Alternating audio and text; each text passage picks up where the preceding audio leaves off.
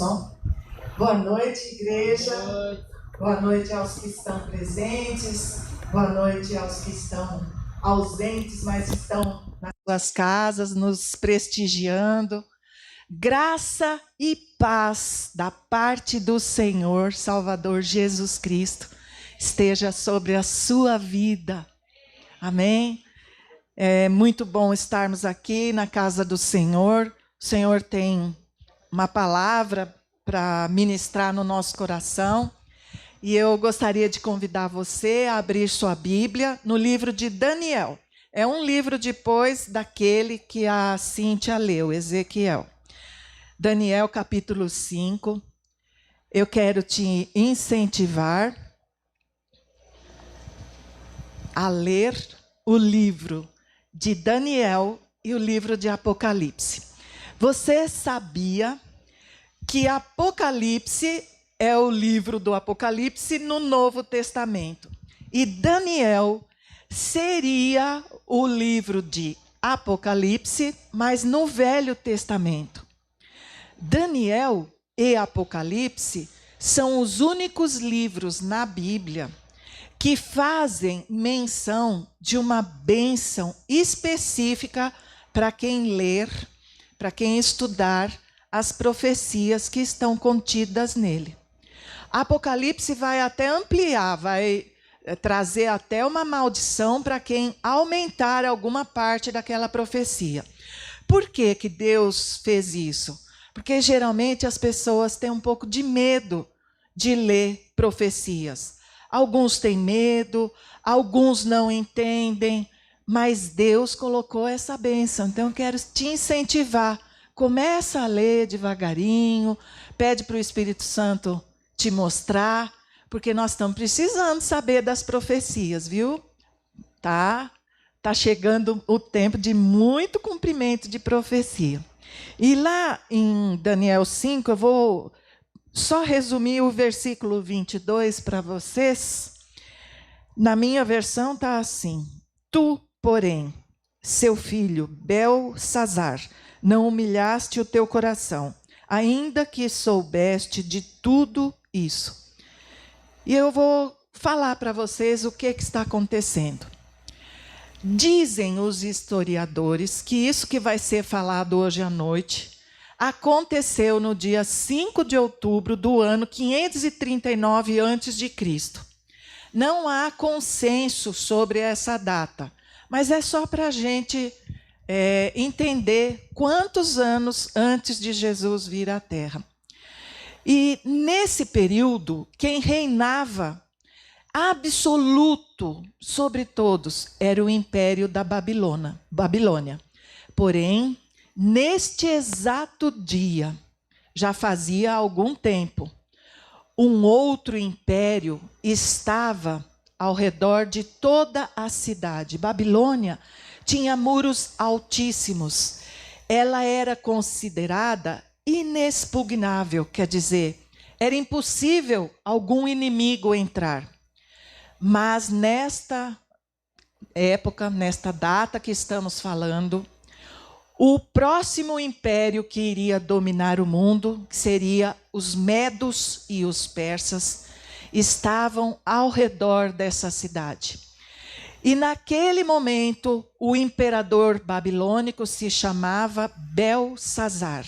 Beltsazar era filho da filha de Nabucodonosor. Nabucodonosor teve uma filha chamada Nitócris. Ela se casou com Nabonido. Nabonido era o imperador mor, mas como ele não estava naquela noite no palácio, ele deixou o seu filho, Beltsazar, tomando conta de tudo.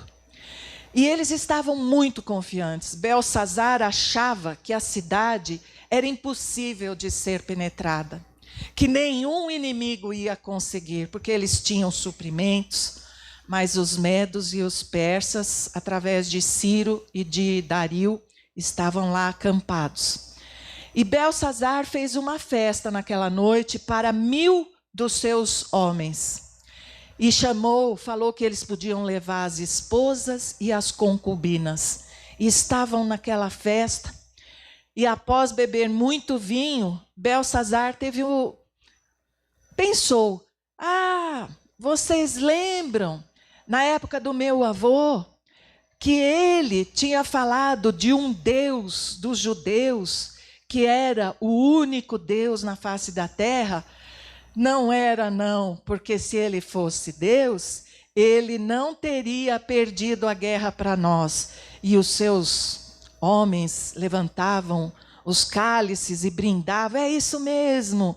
E o rei, dado ao vinho, falava: e tem mais, nós vamos fazer um brinde para os nossos deuses e vamos usar os utensílios que o meu avô trouxe lá do templo desse rei, desse Deus.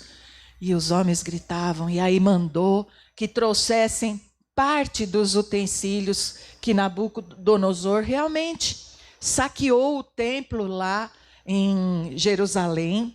Porém, a Bíblia fala, lá no comecinho de Daniel, que o Senhor entregou nas mãos de Nabucodonosor parte dos utensílios do templo. E aqueles utensílios, aqueles cálices foram trazidos para aquela festa, e eles encheram as taças de vinho e beberam. E ainda falavam: quem ganha a guerra? E eles gritavam: é o deus Marduk, que era o deus principal. E falavam outros deuses: vamos festejar os nossos deuses. Isso está no versículo 23. Eles se levantaram contra o Senhor.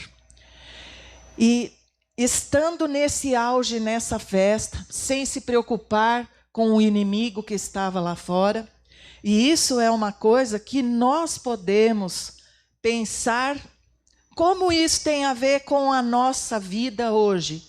Porque nós também, às vezes, achamos que nós somos uma fortaleza inexpugnável. Entretanto, lá na primeira carta de Pedro 5:8, Pedro fala o seguinte: sede sóbrios, vigiai, porque o diabo, vosso adversário, anda em derredor, bramando como leão, buscando a quem possa tragar. Eu fiquei até curiosa, porque a Bíblia fala que o diabo é nosso adversário. Eu procurei para ver se achava um versículo que falasse que o diabo é adversário de Deus. Eu não encontrei. Pode ser que eu ainda encontre, ou você, se você souber depois, você me fala. Mas para Deus, Deus não tem adversário. Não existiria. Teria que ser Deus para ser adversário de Deus. Não existe. O diabo não é adversário de Deus. Ele é nosso. Ele odeia a nós. Por isso que nós devemos pensar: puxa, a Bíblia foi escrita para nos ensinar. Essa história tem uma lição para nós. E naquela festança, quando estavam no auge, de repente, o rei olha, imagine a melhor cidade que podia existir naquela época. As paredes tinham um estuque, não era uma parede qualquer. E havia candelabros para iluminar. A iluminação era daquela época, mas era para a época um avanço muito grande.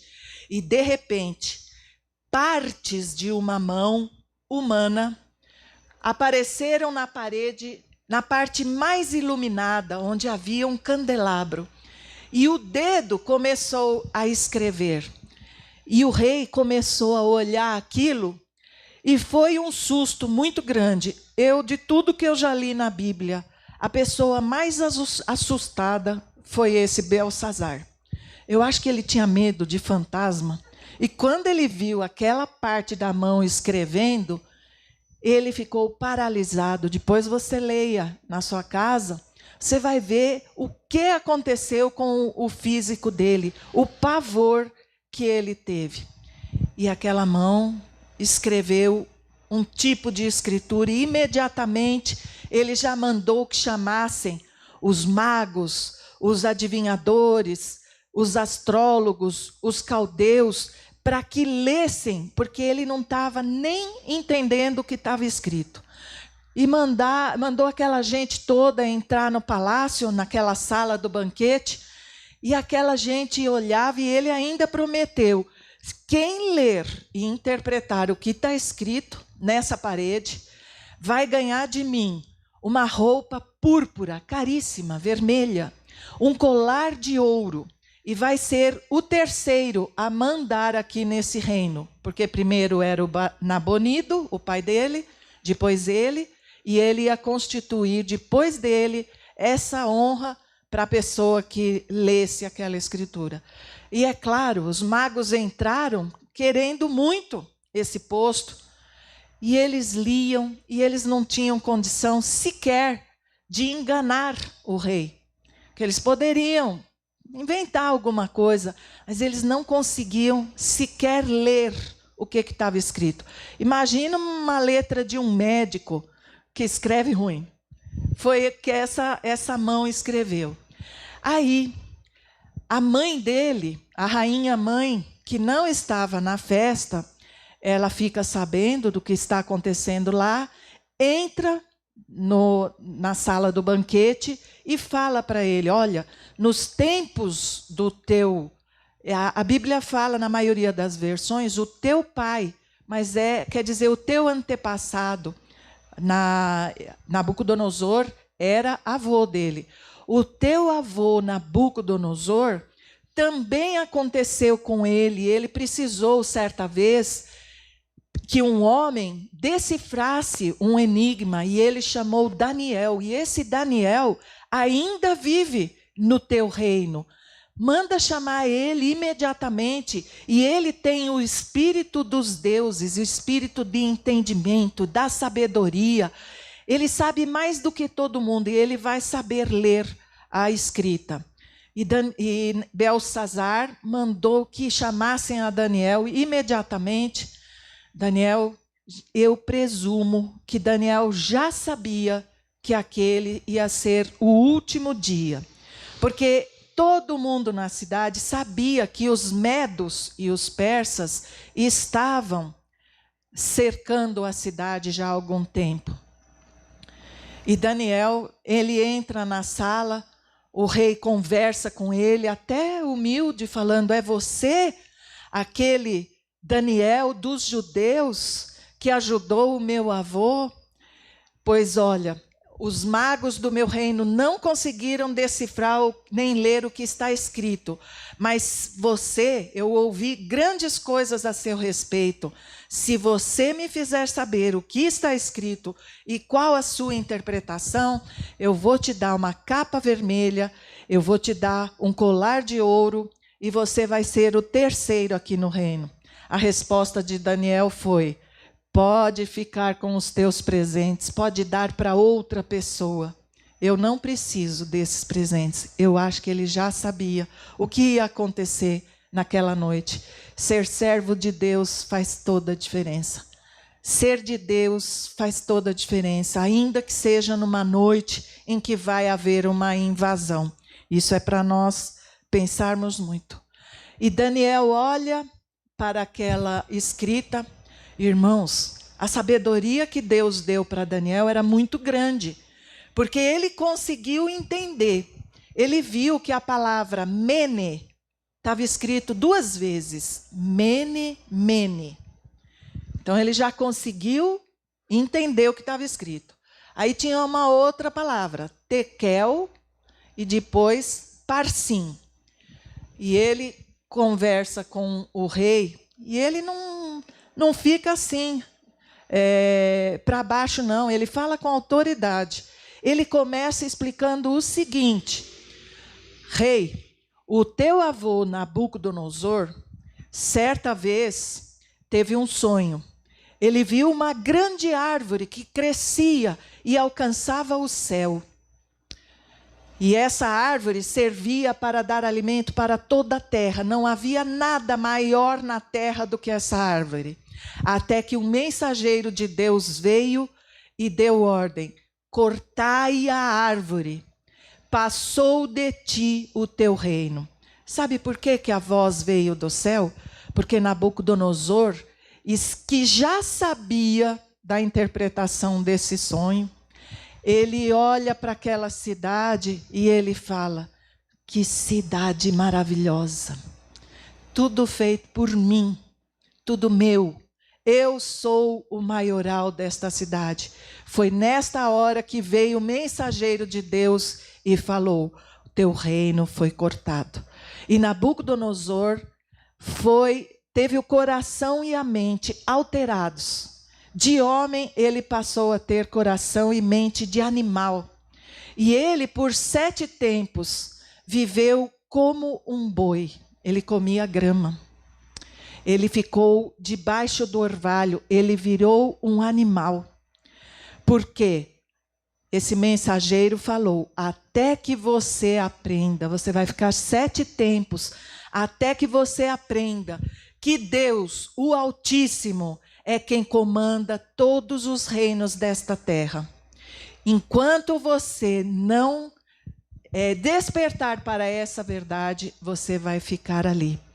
E esse mensageiro falou: não cortem a raiz, deixem a raiz. Porque queria dizer que ele voltaria a ser imperador. E Nabucodonosor, a maioria dos estudiosos concorda, e eu penso igual. Eu gostaria que você procurasse ler a história dele aqui no livro de Daniel. Esse homem foi salvo. Nós vamos encontrar Nabucodonosor lá nas mansões celestes. Eu tenho certeza, pelo que ele fala. E a Bíblia, o profeta Daniel, pelo que ele fala para o rei, é muito... Mas na minha opinião, 100% de certeza que Belsassar, o neto, tinha conhecimento de tudo que aconteceu com o rei, com o avô. Porque esse versículo 22 que nós lemos fala exatamente isso. Tu, porém, seu filho Belsassar, não humilhaste o teu coração, ainda que soubeste de tudo isso. Irmãos, Deus se agrada dos humildes, daqueles que não têm um coração altivo. Deus, quando olha e vê um coração altivo, ele não tem prazer. Por isso que a gente cantou: dá-me um novo coração. Nós precisamos ter um coração humilde. Isso, quem dera todos pudessem ouvir essa lição, esse ensinamento, um coração de humildade.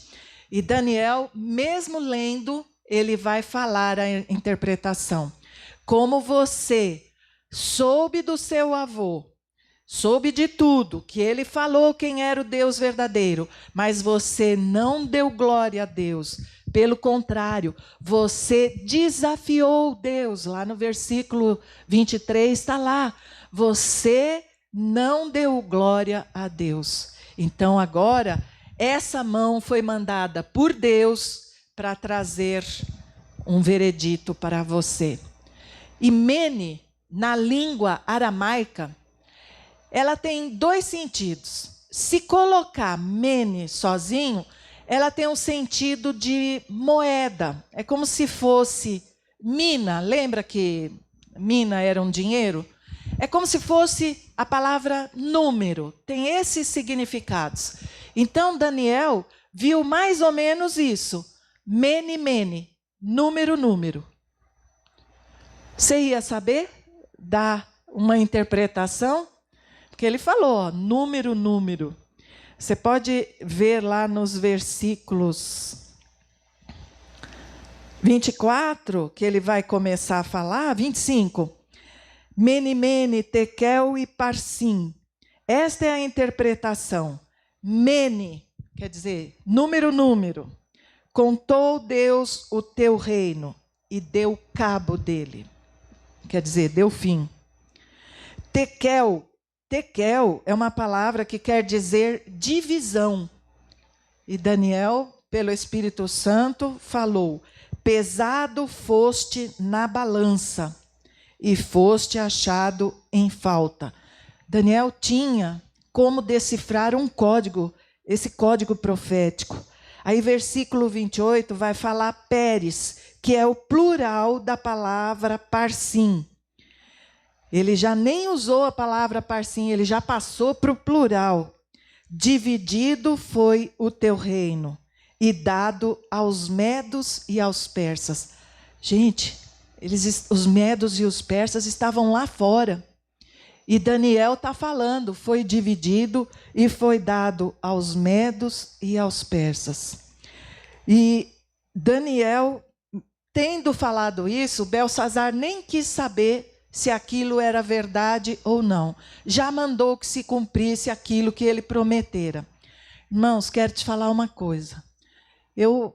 Pelo que eu conheço dos estudos da Bíblia, se Belsazar tivesse se humilhado e tivesse falado, Daniel, é verdade, eu não humilhei o meu coração, eu não lembrei dos ensinamentos do meu avô.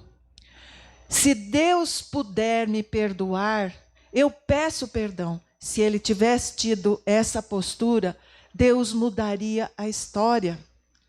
Deus daria um jeito dele sobreviver. Deus é muito criativo, ele não tem a nossa limitação. Essa é a lição que nós precisamos aprender. Porque, de certo modo, todos nós temos alguns pontos em comum com Belsazar. Eu coloquei alguns aqui, ó. Todos nós somos donos dos nossos atos. Ele podia fazer o que ele queria, porque ele era a pessoa que mais mandava na face da terra. Era o império dominante naquele momento. E nós também. Nós conseguimos, com a nossa autoridade, às vezes, a nossa arrogância, nós conseguimos falar não para Deus. Muitas pessoas têm um coração altivo e não conseguem se dobrar a Deus. Segundo lugar, todos nós teremos um último dia. Não tem como ser diferente disso. Sabe quem que não vai ter um último dia tradicional? Aqueles que forem arrebatados no arrebatamento da igreja.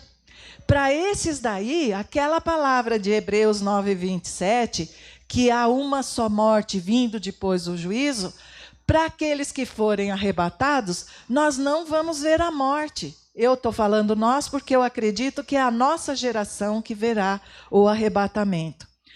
Se não for isso, todos nós temos a morte para enfrentar. Se Jesus resolve não vir imediatamente, esperar mais um tempo, eu vou ter que morrer. Não tem como eu ficar para a semente. Só que a gente não sabe quando vai ser esse último dia. E por não sabermos, nós temos que estar preparados todos os dias. Pode ser hoje. É assim que o cristão teria que fazer. Se Deus vier hoje, muito bem.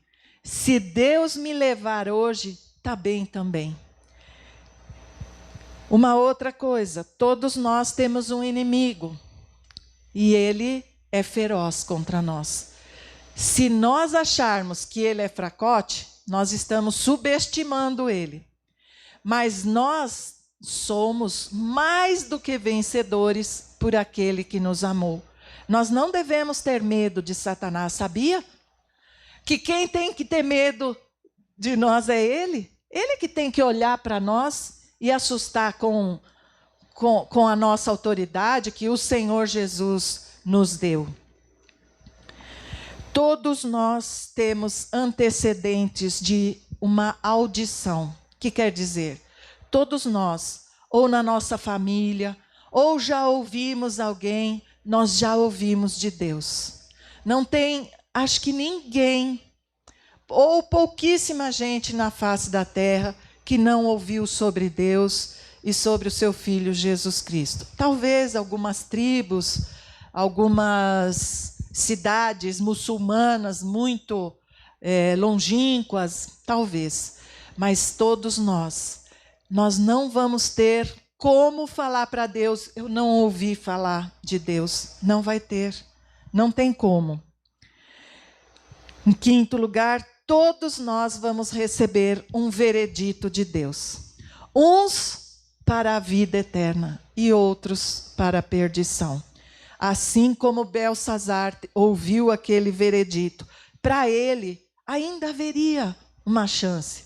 Mas para nós, há chance enquanto nós estamos vivos, mas depois não existe um purgatório, não existe reencarnação, mas o que existe é o que a Bíblia fala. É uma só morte, vindo depois disso o juízo. Todos nós, se não temos mais, já tivemos um escrito de condenação. Você sabia que você tinha um escrito de condenação? Só que Jesus, lá em Colossenses 2,14, Jesus, havendo riscado o escrito de dívida que havia contra nós nas suas ordenanças, o qual nos era contrário, tirou-o do meio de nós, cravando-o na cruz. Esse versículo, quer dizer, é uma palavra em grego, keirografon. Keirografon é algo parecido com uma nota promissória. Uma nota promissória, como é que o sujeito faz? Ele escreve: eu, fulano de tal, prometo pagar essa dívida. Foi o que Jesus fez por nós. Havia um escrito de dívida contra mim, contra cada um de nós, e Jesus Cristo lá na cruz, através do keirografon, ele disse: eu pago essa dívida. Põe na minha conta que eu vou pagar. Desse modo, foi riscado o escrito de dívida que havia sobre nós. Por isso que eu fico pensando naquele escrito, mene, mene, tekel e parsim. 7. Somos pesados pela balança de Deus. Eu fiquei surpresa. Você sabia que a Bíblia fala que Deus tem balança? Eu achei lá em 1 Samuel 2,3, no Cântico de Ana. Achei no livro de Jó falando que Deus tem balança. E achei um versículo aqui em Isaías 40, versículo 12, eu vou ler para vocês. Olha como Deus mede. Quem mediu com a concha das mãos as águas, ou tomou a medida dos céus aos palmos? Quem recolheu uma medida, o pó da terra? Ou pesou os montes e os outeiros em balanças? 15. Certamente as nações são consideradas por ele como a gota de um balde e como o pó miúdo das balanças. Ele pesa as ilhas como se fossem fino pó. Irmãos, Deus tem uma balança e ele pesa. Só que quando nós estamos no prato, você lembra como que era uma balança antiga? Lá na minha época de criança, em Santo André, tinha uma balança. E às vezes tinha 2 pratos, às vezes era uma só. E colocavam a comida a granel, a gente comprava muita coisa na vendinha a granel. E a balança é um negócio interessantíssimo. Eu não sei como que é a balança de Deus, porque para Belsazar, Daniel falou: ó, você foi pesado e foi achado em falta. Quer dizer, deveria ter 1 quilo e estava só com 500 gramas lá. E Deus continua pesando. Mas se você estivermos com Jesus, aí o nosso prato vai pesar mais. Nós não vamos ser achados em falta. Porque se for ver o que eu trago de peso, meu peso é inútil. Mas o Senhor produz um peso agradável a Deus. Com Jesus na balança, nós podemos entrar com ousadia nos céus. E em 8º lugar, irmãos, Deus, a Bíblia fala diversas vezes, Deus tem mãos. E naquela parte lá que veio a parte da mão, a Bíblia fala que foi uma mão de homem, não era a mão de Deus. Mas em outros textos a Bíblia fala da mão de Deus. Em Hebreus 10:31, fala que horrenda é uma palavra para coisas terríveis. Horrenda coisa é cair nas mãos de Deus. Não é o que ninguém quer, que aconteceu com Belsazar. Cair nas mãos de Deus, horrenda coisa. Em Lucas 23, 46, na crucificação, Jesus clamou com grande voz: Pai, nas tuas mãos entrego o meu espírito. O próprio Senhor Jesus entregou o espírito nas mãos de Deus. Isso a gente tem que olhar como exemplo. Em João 3,35, num discurso de João Batista, ele explica: o Pai ama o Filho e todas as coisas confiou às suas mãos. Tudo, nada escapa das mãos do Senhor Jesus. Em João 10, 28 e 29, agora é o próprio Senhor falando: eu lhes dou a vida eterna e elas jamais perecerão. Ninguém poderá arrancá-las da minha mão. Meu Pai, que as deu a mim, é maior do que todos. Ninguém pode arrancá-las da mão dele. São as ovelhas. Nós estamos nas mãos de Deus, porque nós não queremos cair nas mãos de Deus. Voluntariamente, nós nos entregamos nas mãos de Deus.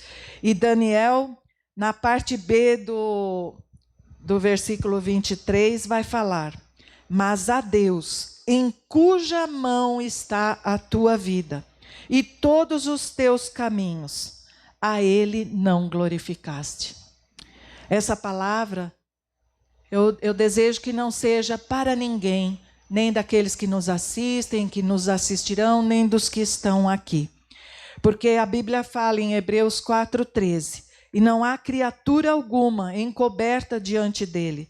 Todas as coisas estão nuas e patentes aos olhos daquele a quem havemos de prestar contas. Irmãos, para aqueles que estão nas mãos de Deus, seguro estou nos braços daquele que por mim morreu na cruz. Para esses não há condenação, o veredito é suave. Agora, aqueles que não se prostraram, que não deram glória a Deus, que não se entregaram voluntariamente, as coisas são muito, principalmente se você ler em Apocalipse, as condenações de Deus, elas estão lá, elas não vão passar, porque não há como a palavra de Deus não ser cumprida.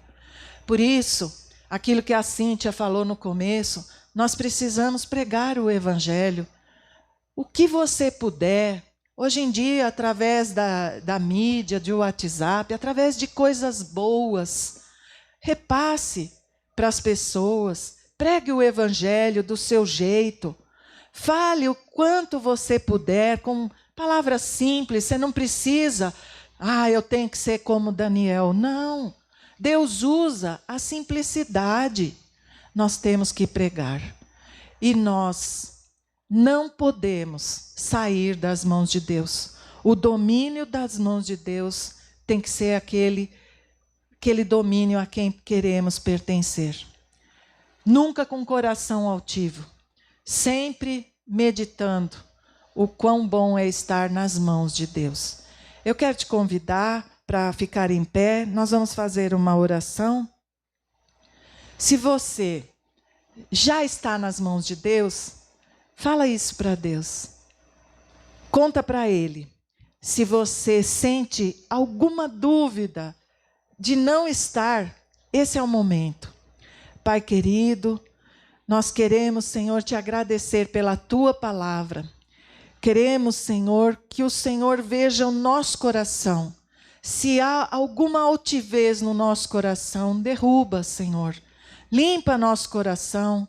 Nós queremos ser, Senhor, servos que estão purificados pelo teu sangue. Senhor, que o teu sangue nos limpe de todo pecado, toda iniquidade. Pai, nós queremos de novo dizer, queremos estar debaixo da tua mão. Não queremos viver, Senhor, sem a tua mão nos dirigindo e nos amparando. E Pai, se houver alguém ouvindo esta palavra, que seja tocado pelo Espírito Santo, para que abandone seus caminhos, o que o rei Belsazar podia ter feito, se arrepender e não fez. Que essa pessoa que nos ouve e que está ainda com sua vida de uma maneira dúbia, que ela possa, Senhor, se entregar a Jesus, porque nada, Senhor, Tu és aquele, Senhor, que nada escapa da Tua mão. A segurança está nas Tuas mãos. Por isso, Pai, nós queremos ver o número maior possível de pessoas na Tua mão. Essa é a oração que fazemos em nome do Senhor Jesus. Amém. Amém. Podeis assentar. Irmãos, nesse momento,